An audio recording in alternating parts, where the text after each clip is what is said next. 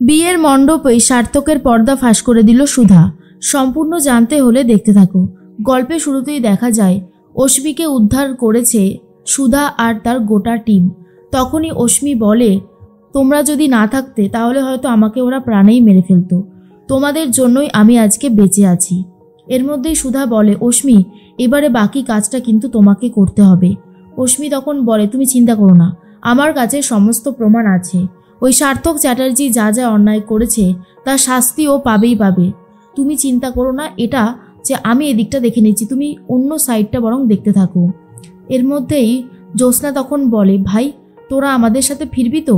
কিন্তু সুধা বলে, না দিদি, মিস্টার বসু মল্লিক আর আমি যাব মিস্টার সিংয়ের বাড়িতে।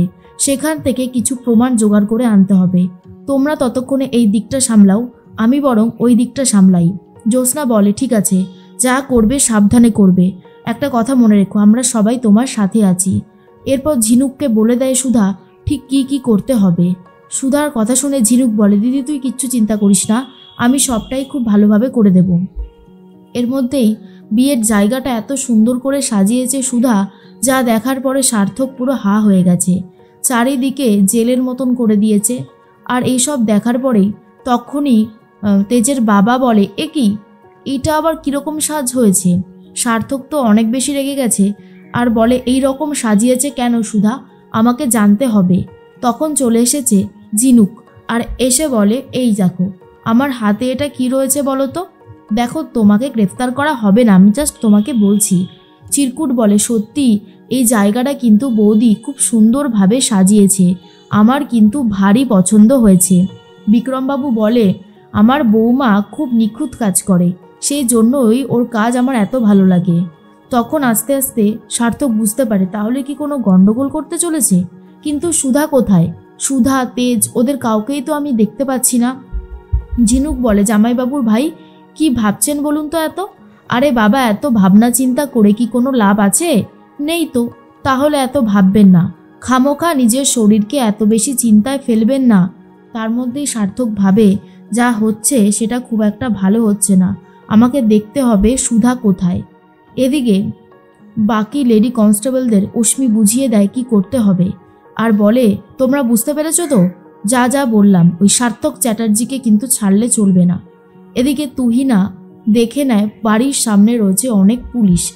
আর এটা দেখার পরে তখনই ফোন করতে থাকে সার্থককে, কিন্তু সার্থক কোনোভাবেই ফোন ধরছে না। সার্থক ভাবে এই তুহিনারও ফোন করবার সময় নেই, যখন তখন ফোন করে। এটাই আমার সবথেকে বেশি খারাপ লাগে। আমি এখন কোনোভাবেই আর ফোন ধরতে পারবো না। বিয়ের মণ্ডপে চলে এসেছে ইমন। ইমন এসে বলে, এ কি, এটা কিরকম সাজানো হয়েছে? দেখে তো বিয়ে বাড়ি মনে হচ্ছে না, মনে হচ্ছে আস্ত একটা জেলখানা। সুধা এরকম ডেকোরেশন করেছে কেন সার্থক? সার্থক বলে, সেটা তো সুধাই ভালো বলতে পারবে, তাই না? আমি তো জানি না সুধা কোথায়।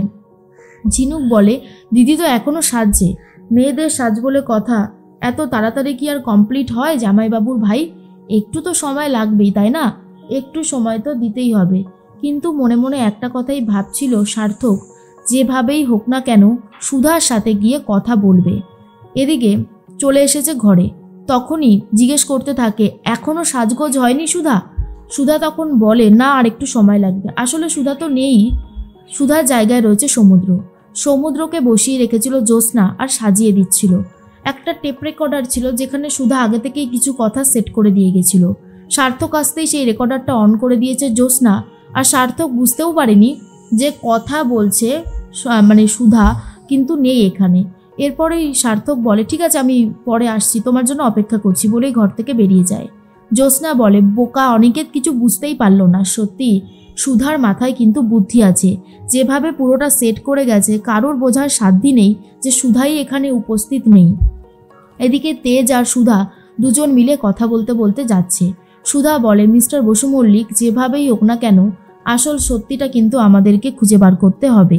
তখন তেজ বলে, আমিও তো চাইছি সার্থকের মুখোশটা সবার সামনে খুলে দিতে। সেদিন যে অ্যাক্সিডেন্টটা সার্থক ইচ্ছে করে ঘটিয়েছিল সেটা প্রমাণ করতেই হবে। সুধা বলে, ঠিক বলেছেন, তারপরেই আমি ওর থেকে মুক্তি পাবো। এরপর তেজ বলে, আপনার একটা কথা আমার একদমই ভালো লাগে না। আপনি আমাকে মিস্টার বসু মল্লিক বলে ডাকবেন না, নাম ধরে ডাকবেন আর তুমি করে বলবেন। তখনই সুধা বলে, আপনি পারেনও বটে, এই দেখুন মিস্টার সিংয়ের বাড়ি চলে এসেছে, আমাদেরকে এখানেই নামতে হবে। এরপরেই তেজ আর সুধা নেমে যায় আর সিংজিকে খোঁজাখুঁজি শুরু করে দেয়। অন্যদিকে ইমন বলে, সার্থক, এখানে কোনো কিছু একটা গন্ডগোল ঘটছে, আমি তোমাকে বলছি এখানে কোনো কিছু ঠিক হচ্ছে না। সার্থক বলে, আমারও সেটাই মনে হচ্ছে, কিন্তু প্রমাণ করব কি করে? আর আমি তো সুধাকে দেখে আসলাম, ও বসে বসে সাজছে। ইমন বলে, তুমি ওর মুখ দেখেছিলে? সার্থক বলে, না, আমি ওর মুখ দেখিনি, বিয়ের আগে তো মুখ দেখতে নেই, ও আমাকে বলল যে ও আসছে সেজে। ইমন বলে, আমিও তো তাহলে তেজের মুখ দেখতেই পারি, আমার তো আর কোনো অসুবিধা নেই। এর মধ্যেই ঠাম্মি বলে, এ কি, এখনও বিয়ের তোড়জোড় শুরু হয়নি, আর কখন হবে? ইমন তখন বলে, আমারও তো সেটাই প্রশ্ন, কোথায় তেজ? তেজকে তো খুঁজে পাচ্ছি না। তখনই ঠাম্মি বলে, এই শোনো ইমন, চুপ করে ধৈর্য ধরে বসো, বুঝেছো? এত ছটপট করবে না, আমার দাদু ভাই ঠিকই আসবে। তার মধ্যে তুহিনা আবারও ফোন করে সার্থককে, কিন্তু ফোন বারবার কেটে দেয় সার্থক। এর মধ্যেই চলে গেছে সিংজির সাথে দেখা করতে, কিন্তু সিংজি চিনতেই পারছে না তেজকে।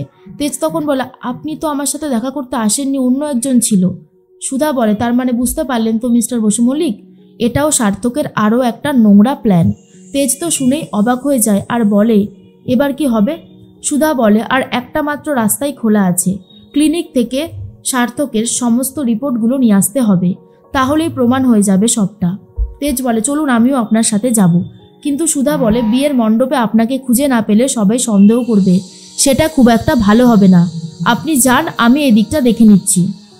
কিন্তু তেজ কোনোভাবেই সুধাকে ছাড়তে চায় না আর বলে, না না, আমি আপনাকে একা রেখে কোনোভাবেই যেতে পারবো না।